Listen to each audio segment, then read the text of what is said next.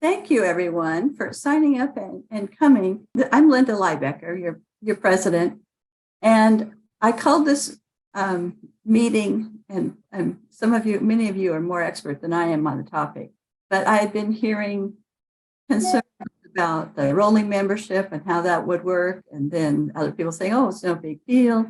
And the same thing with registering people on the community hub.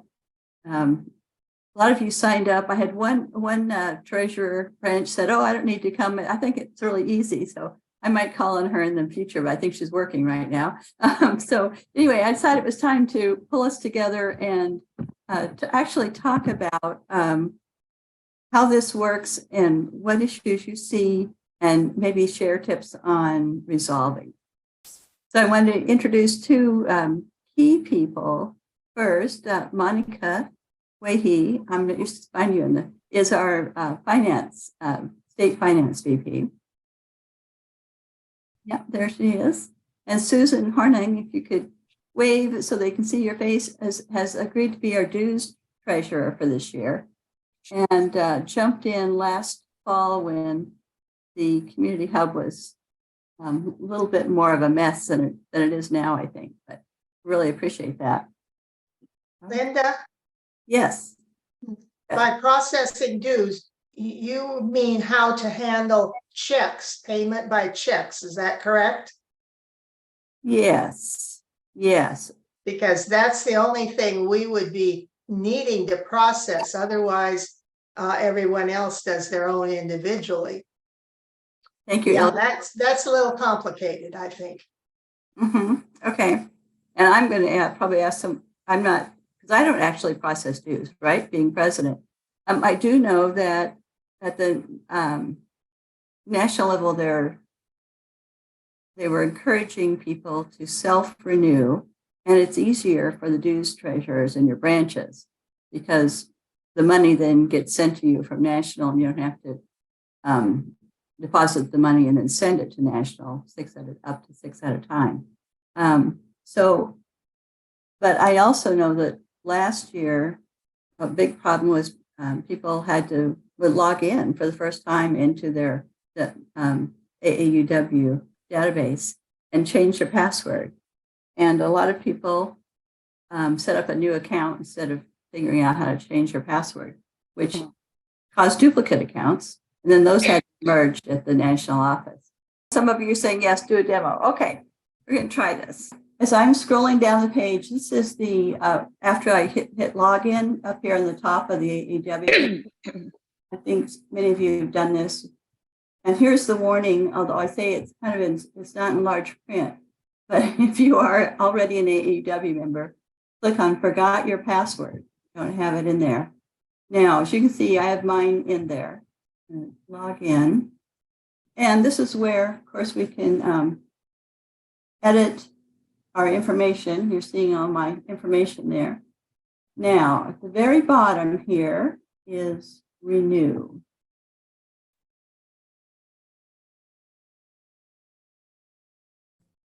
And you will see I am still listed along with Monica and Catherine and Susan on all the branches. And that was set up just so that we could see all the members in the state. Okay, that looks good. Oh, I might make a mistake trying to talk and do this at the same time. Okay, there's double checking me. I did not major in agriculture. A plain old English major. Oh, language and literature. Maybe that's it. Okay. Thank you. And I wonder if I can just skip this. I don't know. What if you have more than one degree? You can add them. Okay, okay. I think so. They only want the highest degree. The last and highest degree is what they want. Got a master's after that, but that's a lot. But okay, so now I can to pay lifetime or national. Just going to do national. you like to add branch or state membership? Yes. Okay, Linda and Ilga, I did not get that box after I clicked national. Oh, okay. So maybe that was just a fluke when I was doing that. And maybe we'll have to check. Maybe it was your operating system or browser. So I'm on a PC and use Oops, sorry. Chrome. Okay. May I add, Yes, Susan. when I had someone for their college degree, it would not let me go until I filled in that blank of when they got their degree. Oh. And that was who remembers exactly? It needed a date. I could not just put the year in. It wanted the actual day.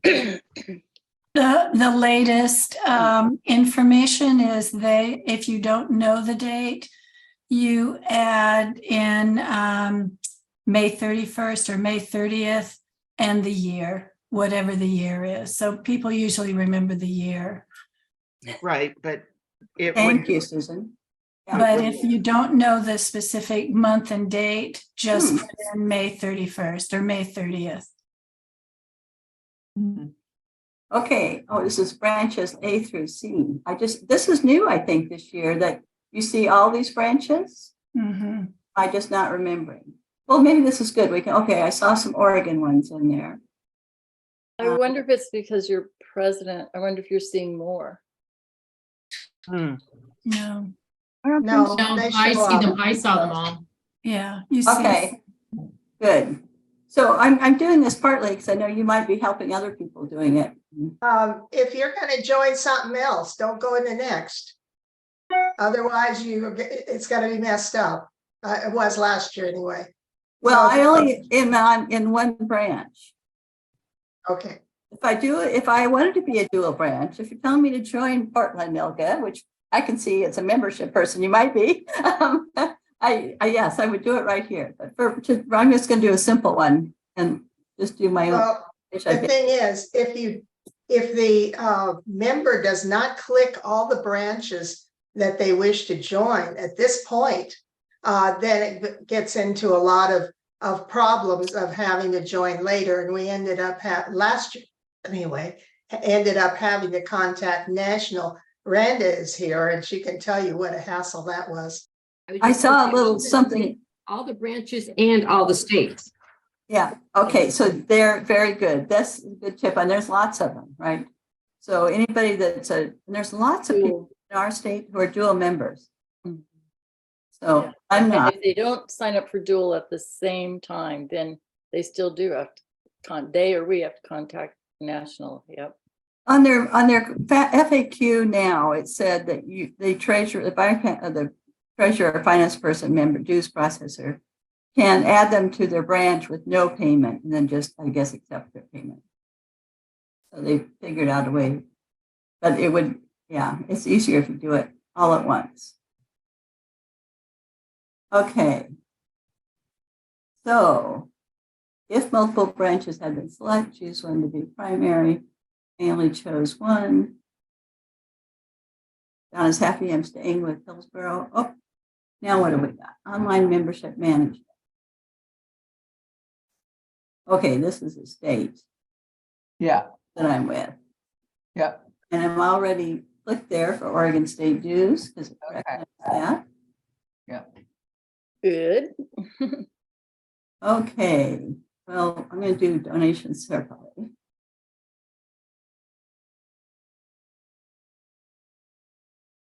And you're still all seeing the little dots wiggling around? Yeah. Okay, good.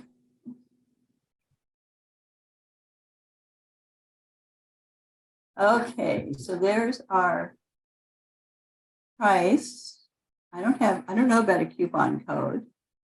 And it remembers my Visa. So I can, from last year, so I can pay now.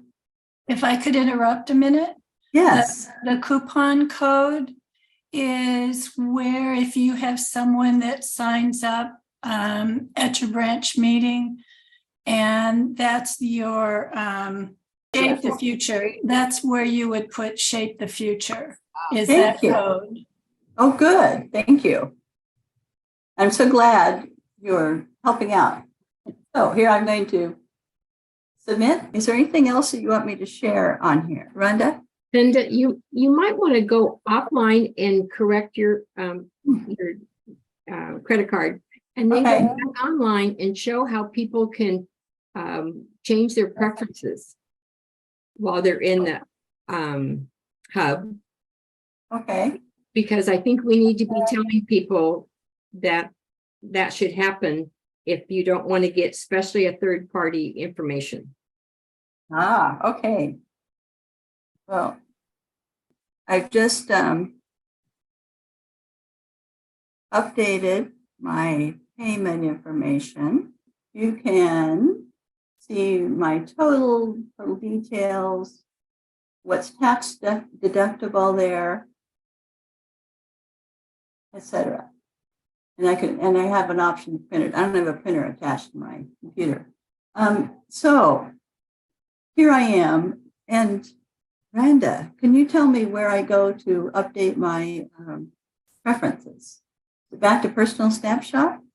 Yes, you go back to the personal snapshot.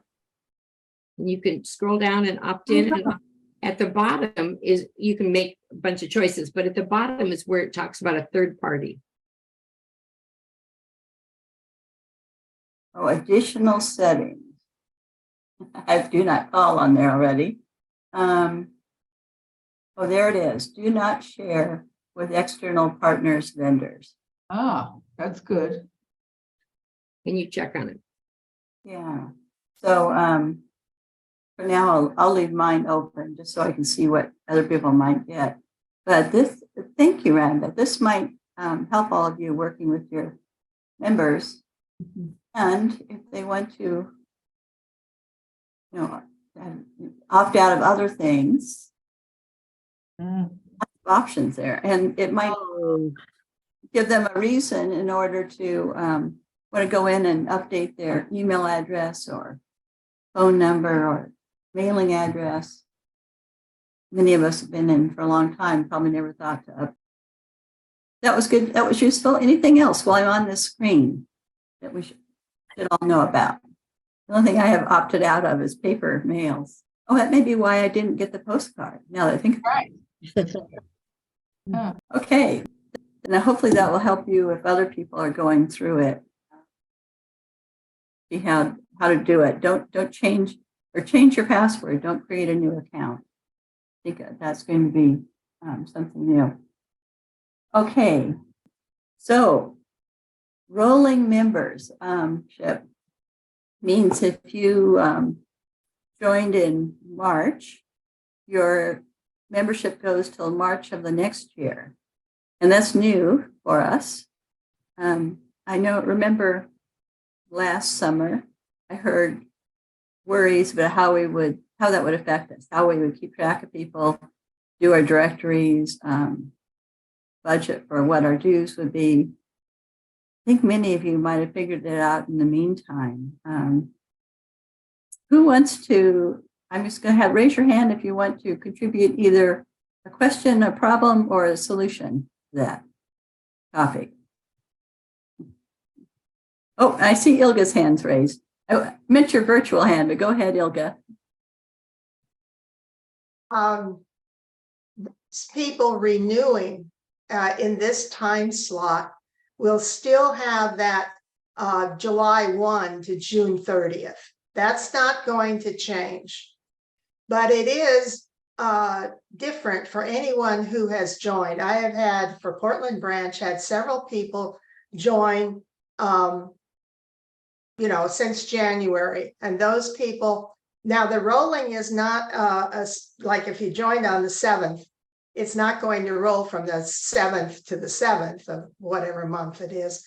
It's going to roll, I think, to the end of that month. I can't swear on that, but it is a time period. It goes from month to month, but it will roll that way. But that's going to be for new people, or let's say that you had some people who did not renew last year, and they're going to come back. Those people will have rolling membership again from the date that they pay. Okay. Does that make sense? our members received, and I was part of it, even though my anniversary date from 2 years ago is September, I received the letter to renew as if my anniversary date was the end of June. So is this rolling membership only pertain to those new members who joined 22, 23? And then everybody else really will be lumped into the renewal as of July 1st to June 30th? That is my understanding, that Okay. years it was considered a grace period for, to finish up your renewal in September, but technically they thought everybody was starting July 1st. And do you have something to add? Yes, and it's not, if you renewed July or joined July 1st, 2022, there's also another grace period. It's those who joined November 1st and on who will have the rolling dates. November 1st. Okay. That's the last I understood. Of 2022. Yeah, unfortunately, when I get a notice of a new member, I pass it on to Nancy, and notice that even though the person appeared as a new member, that she actually was a renewing member. So I have a little bit of concern, and I haven't found the answer yet. I may have to contact National, but so I think it's important, if people are going to renew, that they make sure that they renew as opposed to starting again as if they're a new member, because this person then is kind of out of whack. Mhm. And one way to tell that I noticed, because Susan and I can both see that total list, is if there's sign up as a new member, they have a different ID, and that needs to be merged into their old ID. So, and I think last I heard that only the first staff person at National could do that. So we have to contact. Yeah. So it's really important to renew, not start a new account. Yeah. And Monica. Along that line, it's my understanding that if our renewing members, most of us, don't renew before July 1st, we will have that gap, and that will put us into a rolling year, like Ilga explained. In my branch, it's particularly important. We may have to have a phone tree or something, because we have so many members who still insist on not renewing until September, even though we've been preaching the new fiscal year for years now. It's no longer, July 1 is no longer a new fiscal year, but they are adamant about not renewing until we meet again in September. We hardly have any groups or anything meeting all summer. So and some even say, I've planned on this when I get my RMD or whatever it is, and I refuse to change. So we need to really educate people about the effect of this, about not renewing on time and having this new rolling year, which I think people would rather have a set year for the most part, because I've been hearing complaints about the rolling year. So I bring this up in case other branches need to really emphasize to renew on time as well. Okay, Ilga. I'm thinking that probably there's going to be a grace period. I'll bet that July 1st. Well, I don't know. That's something to look for. November was a date because that was the date that they cleaned out all the non-renewals. They dropped those people. So it seems to me, logically, maybe, that they would give a grace period before they drop those people. So I think that the July 1st cannot be a hard date. But that's a guess. Oh, I will forward anything on if I hear about a grace period again. I'm guessing that we'll have it. It probably depends on how many people nationally renew on time. Moving on to other issues with the rolling, has anyone had to change how they budget for that? Susan Schaefer? I'm just looking at the information that National had sent out, probably several weeks ago, maybe. But they have the list of the dates, and they're sending out 3 letters to the members for the groups expiring in March, April, May, June, and July. The first letter has already gone out, which I did receive. The second letter will go out in June, and the third letter will go out in August. So they clearly are giving a grace period here for people, for everyone under that fiscal calendar, July to June. Okay. And then they have other dates for the subsequent months. But so I don't know what their grace period would be for renewal. I know that there's an issue with getting multiple ID numbers, and the only person that I know of to fix that is Angela Cooper at National. So, but that's kind of a nightmare to get a hold of her. Calling her is a problem. Let me switch, find the, she does have office hours on Tuesdays and Thursdays. And let me see if I can find that page. Yeah. So this was last summer when we were first starting, and I, but I thought I could do either on the community hub. So like many of you, so I signed up, and you were asked to put in what your question or problem is. And I noticed, since they were preparing for the meeting an hour or two before the meeting, my problem was resolved. So, but it was still interesting to hear, answer your questions and get it set up. So these do work. And if you're having trouble getting a hold of Angie, these are I think it's about an hour. So of course that's an Eastern time, so 3 hours earlier, but they work well if you're having a problem with doing something. And I understand. What page is this on? Oh, let me go to the top again. It is on Tools. Okay. tools and resources. Thank you.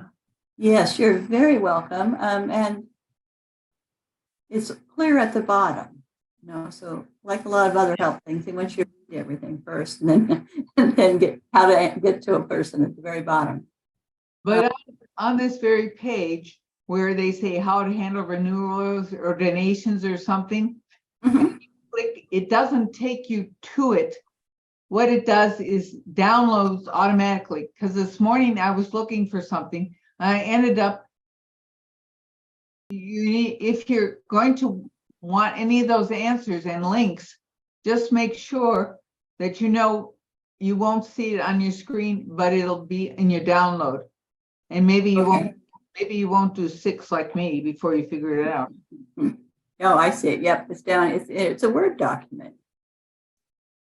Yeah, so you have to open it up. Oh, and it's going to come up in a different page. Yeah. I can it anyway. So yeah. Okay. So good tip. Anything else from people who've been using this? But here's all this. And the nice thing about it, since it's a Word document, you can just save it and attach it to an email if you have members that want to see the instructions directly. Oh, Ilga. A little off topic, but I was wondering if Susan Horning could give me some information regarding honorary life members. I find that our membership list is populated with some honorary life that have been out of touch. Secondly, I have people on that list that were members of our branch last year, and you can't, am I right? You can't really tell if they're branch members because if they renewed at National with a different branch, they still pop into my branch. And I don't know how to get that list cleaned up. Well, there are two kind of life memberships, the paid ones and the honorary ones. Now, the honorary ones who've been members 50 years don't have to pay state or, well, my understanding is they don't pay state, but they certainly don't have to pay the branch. But if you are a paid life member, then you should be paying both the Oregon state and your branch. So,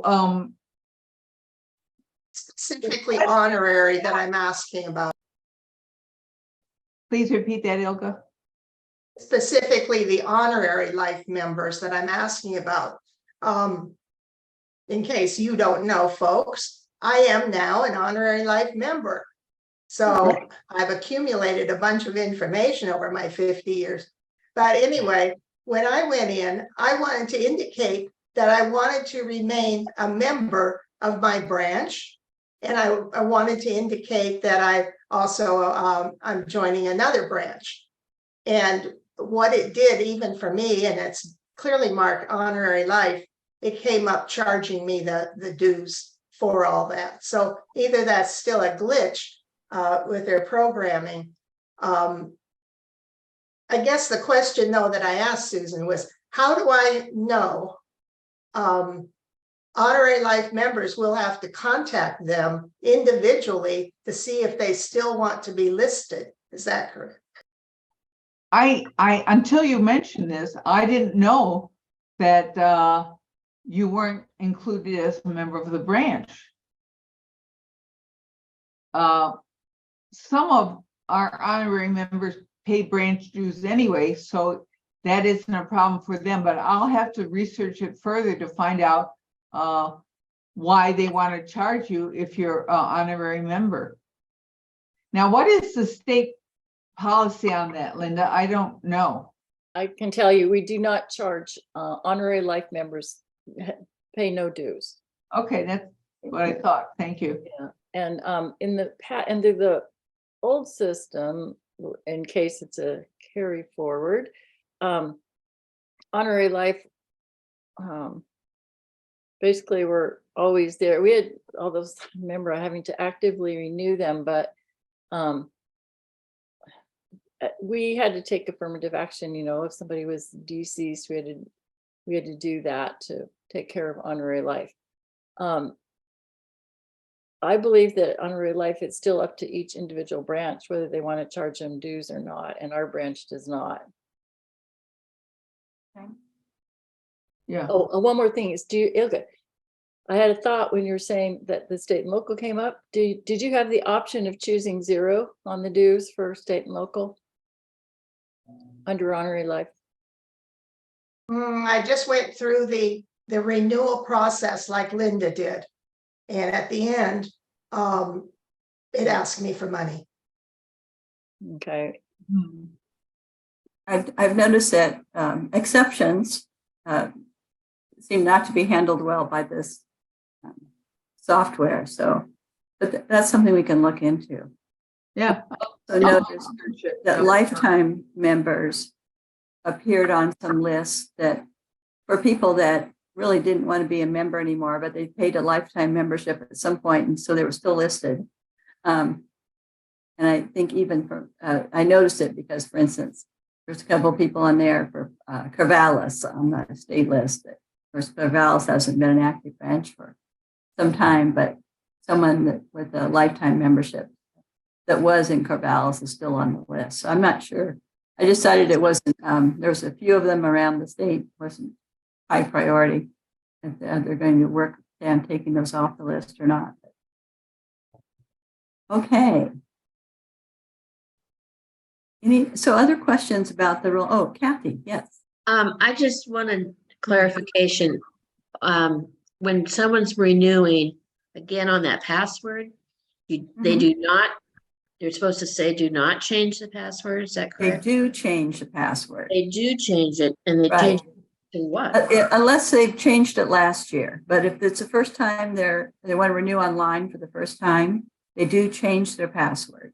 And it can be whatever they want. Right. Mm-hmm. I think it asks you for your email address and your member number.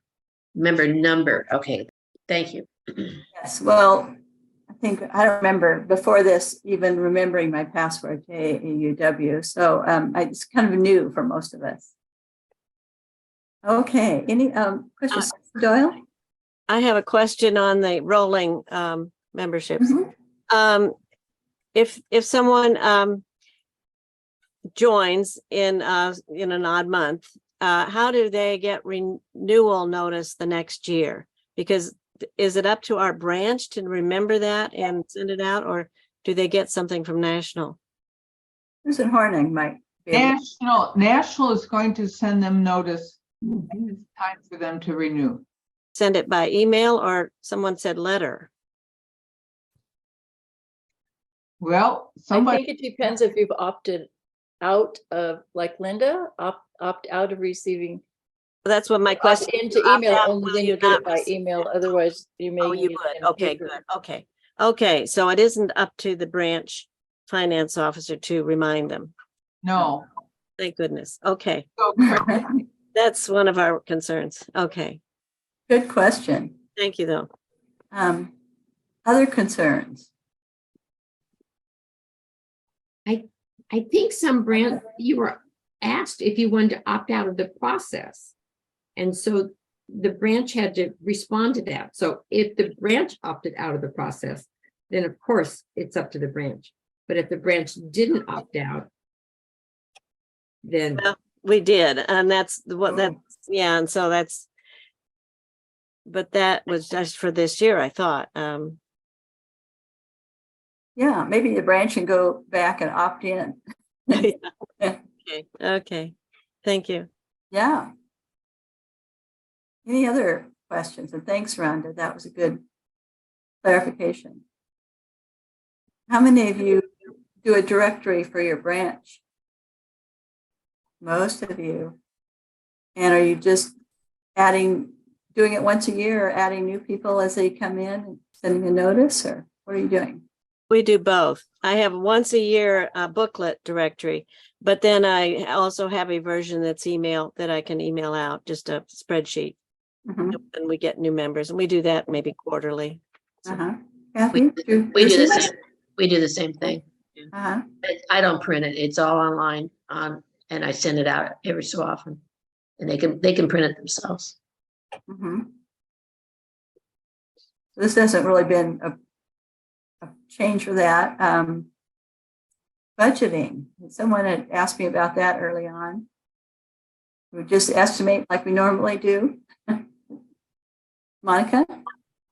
Yeah, I think, regardless of the rolling year, that's all we can do. We can assume that we will get those funds sometime within that year. But I suggest that we keep doing it. Look at the official count on February 1st.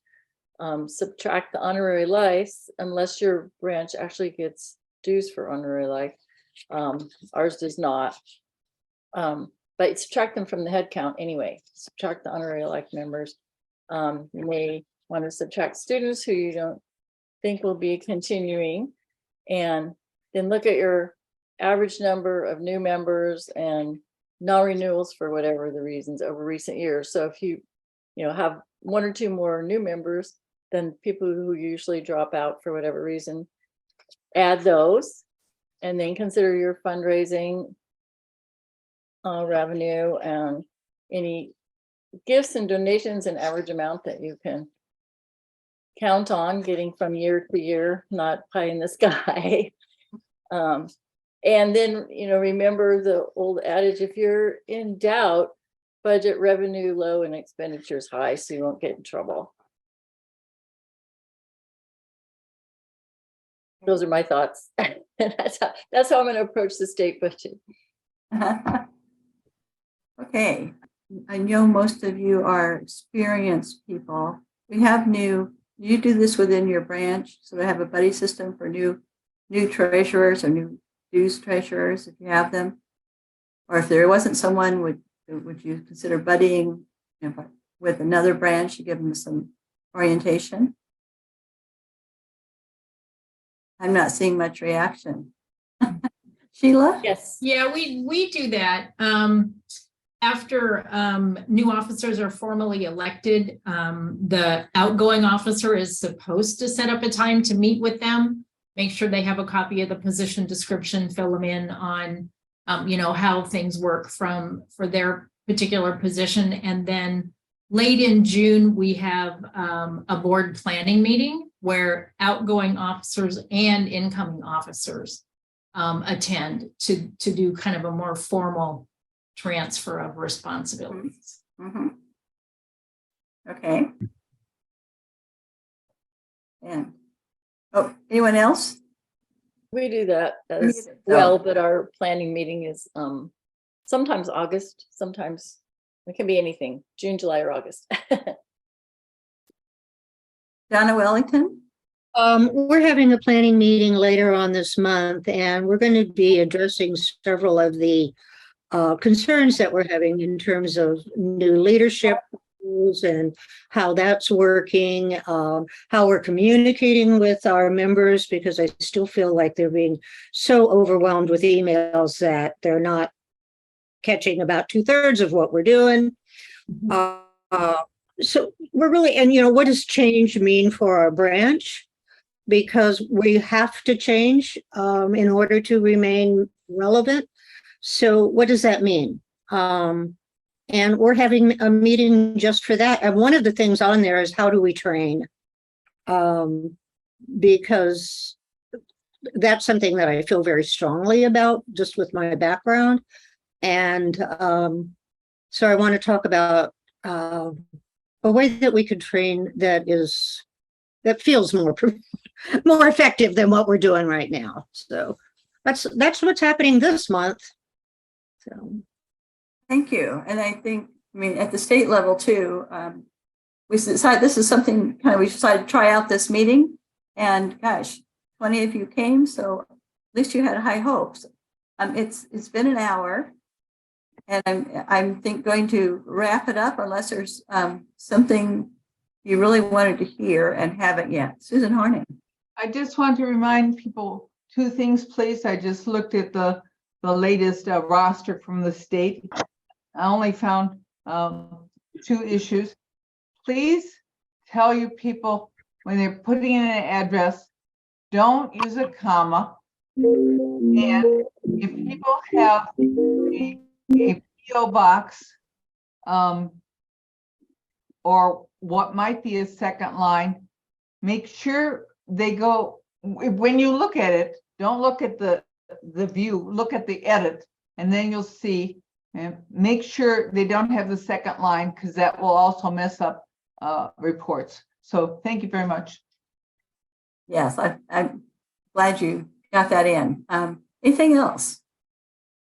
Well, I'll tell you what, some of what you're doing, we're trying to do some more online, sort of on-demand meetings, training, sharing tips to help branches. Very good. And unless there's anything else, I will say this is finished, and you can all have a great, wonderful, sunny day.